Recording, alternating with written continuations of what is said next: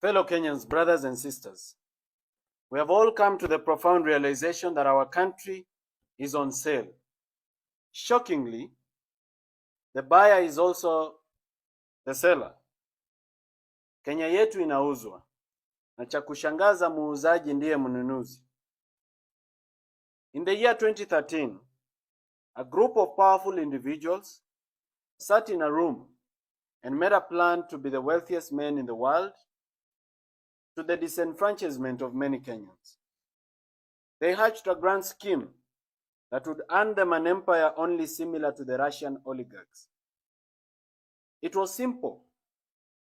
Steal as much as you can, make Kenya poor as much as you can, then bring back the money that has been stolen and buy everything that is valuable in Kenya, then dominate the people as their landlords. However, they had to overcome one obstacle. Kenya had just received a new constitution, which required every shilling of revenue, including money borrowed, to be deposited in the consolidated fund. From there, it would be allocated by Parliament to the recurrent and development expenditure, withdrawals of which would be made with the approval of the Controller of Budget, and the Auditor General would audit it. These individuals decided to cheat the law. They tasked the Honorable Kimani Ichung'wah, then the Chairman of Budget, to table and pass an amendment to the Public Finance Management Act, which will allow them to open government accounts abroad and to even spend abroad. The unconstitutional law allowed them to open several accounts across the world without parliamentary approval, borrowing money on behalf of the people of Kenya, stealing it without getting to the consolidated fund. A very convenient escape from the Controller of Budget and the Auditor General's audit. Since that time, fellow Kenyans, our country has been robbed in a despicable manner.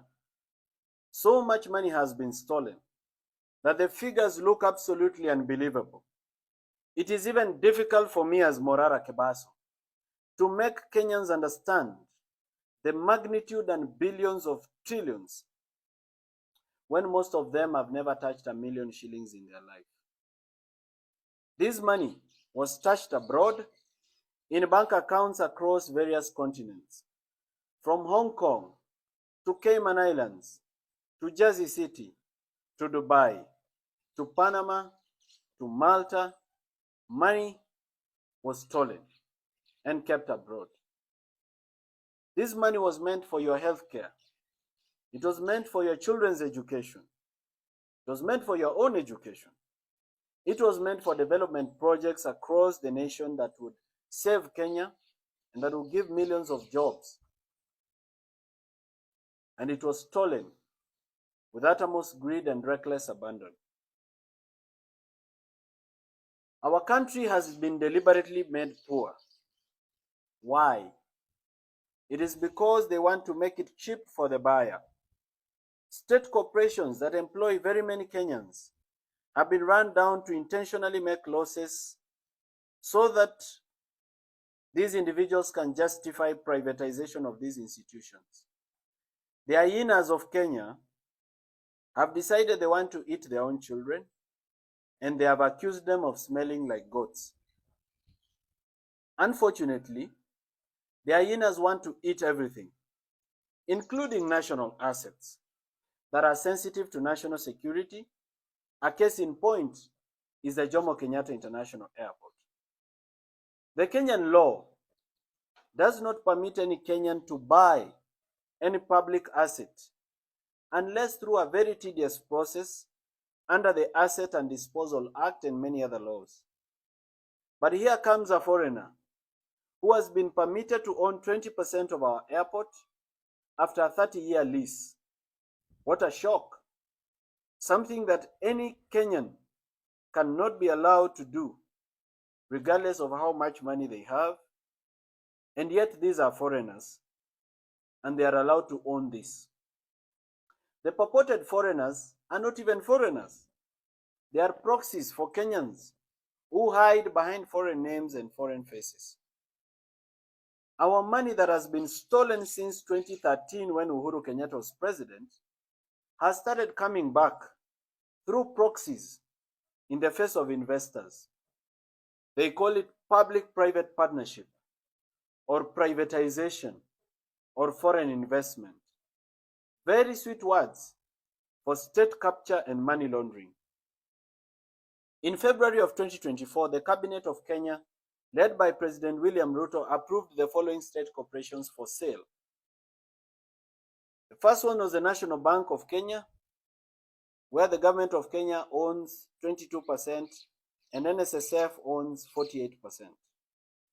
Consolidated Bank of Kenya, where the Deposit Protection Fund owns 50% on behalf of the government of Kenya. Development Bank of Kenya, where ICDC owns 89% on behalf of the government of Kenya. Agrochemical and Food Corporation ADC, where ADC owns 28% and ICDC owns 28%, all on behalf of the government of Kenya. These are state corporations that were supposed to be sold or privatized. Kenya Wine Agencies, 72% is owned by ICDC. East African Portland Cement, warehouses were demolished recently.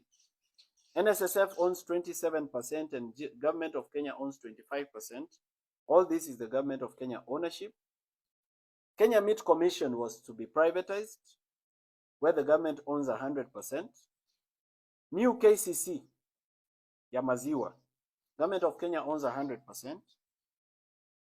The Numerical Machining Complex, under the Kenya Railways Corporation, 51% owned by University of Nairobi and 49% owned by Kenya Railways Corporation.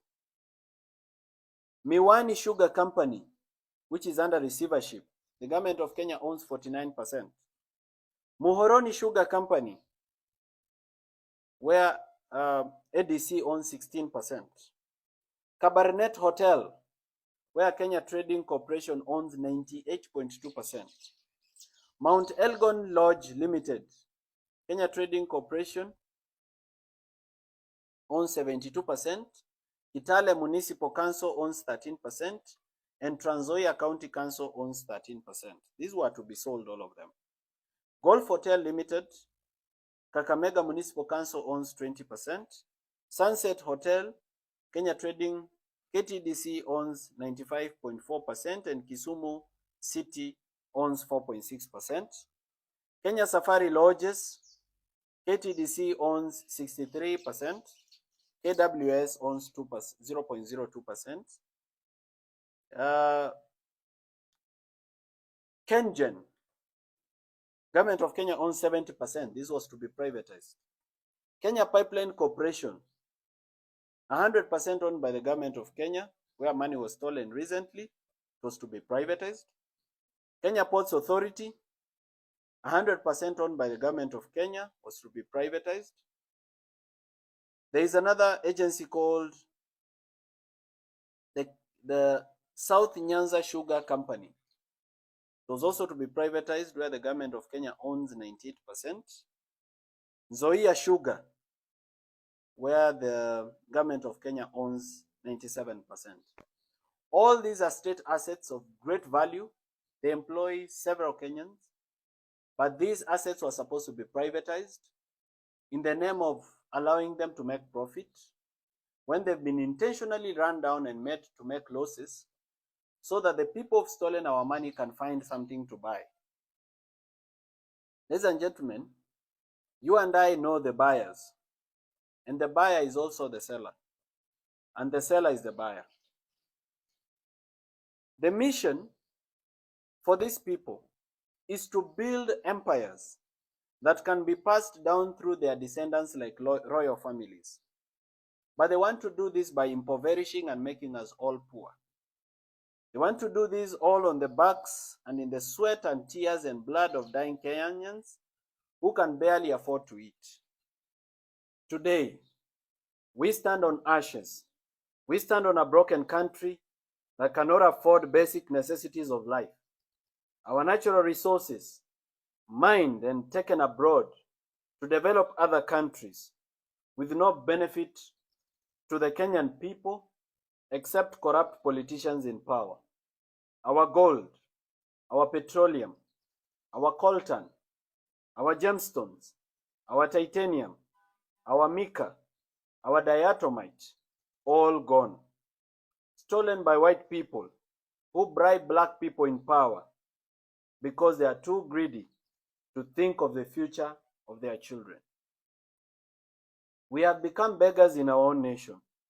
We are so angry and bitter that sometimes we forget and fight amongst ourselves. We have lost any hope in our future.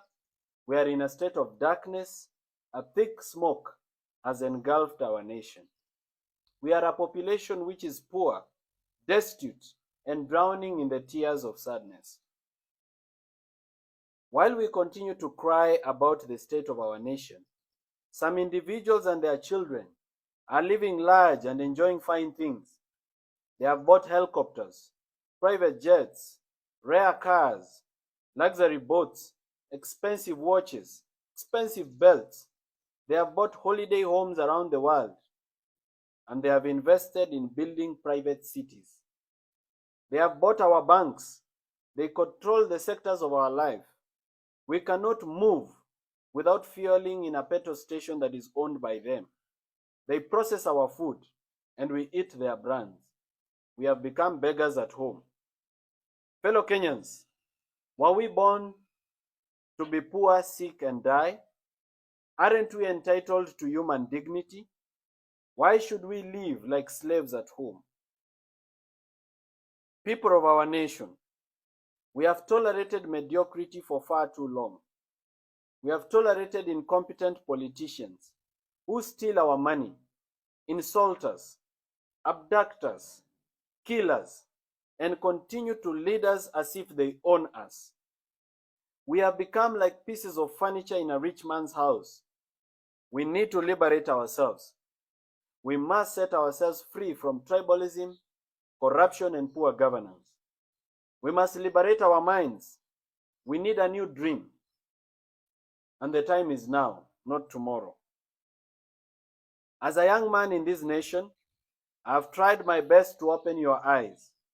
I continue to try every day. I have suffered arbitrary arrest. I have slept in cold police cells. I have been hit by metallic chairs on my head and on my neck. I have been threatened, trolled, and insulted. My privacy has been invaded. I have lost my property.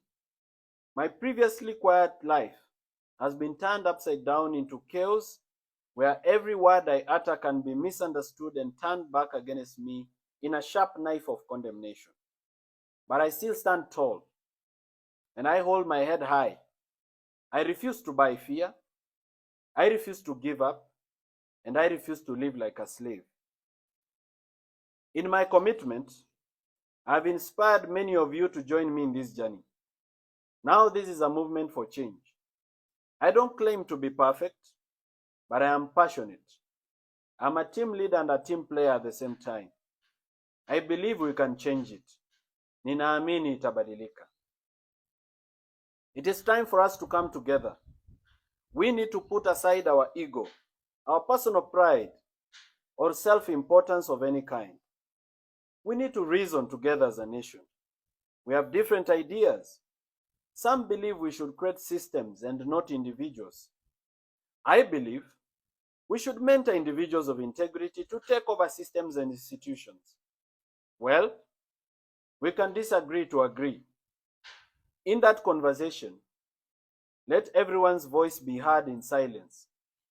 Let us not troll and deplatform those who have sacrificed to present themselves for the burden of leadership. Not everyone can lead.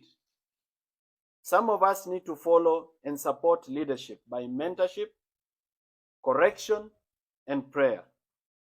Theirs is a journey of sacrifice, a yoke so heavy to bear, but in stride and grace they bear it. On this day, I want to thank those who have stood with me, those who do not know me but defend my reputation on social media and in gatherings of every kind.